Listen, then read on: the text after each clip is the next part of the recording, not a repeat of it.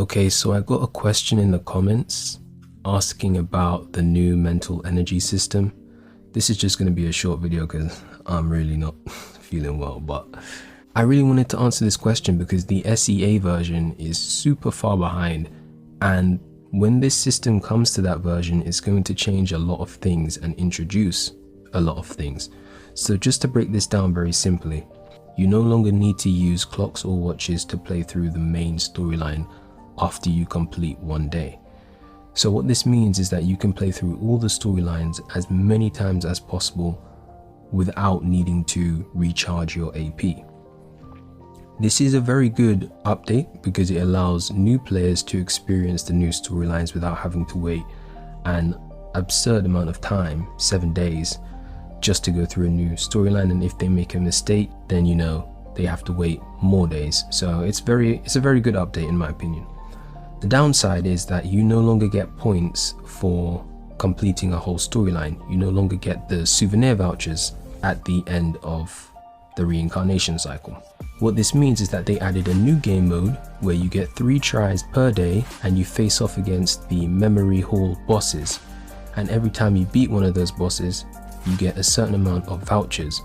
And this is how you stack and save souvenir vouchers. So they've changed it. Another important thing to note is that certain game modes and every activity now that they add now cost mental energy, a certain amount.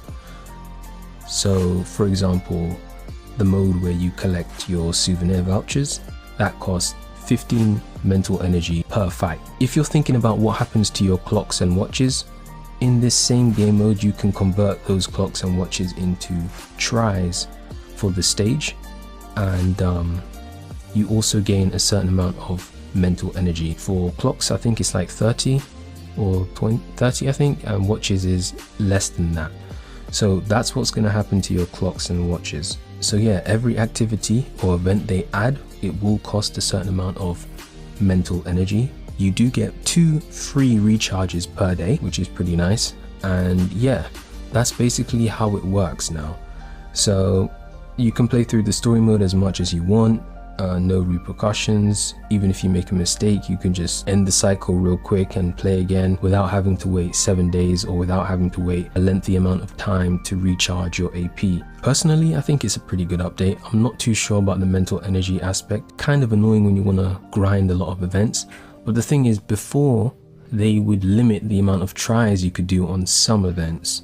So I can see why they implemented the mental energy. Yeah, I just thought I'd explain that. I don't know when this update will come to the SEA version, guys, so please don't ask me. We only got this update September I think, so it's still relatively new even for the Chinese version itself. But yeah, hopefully that clears things up, and yeah.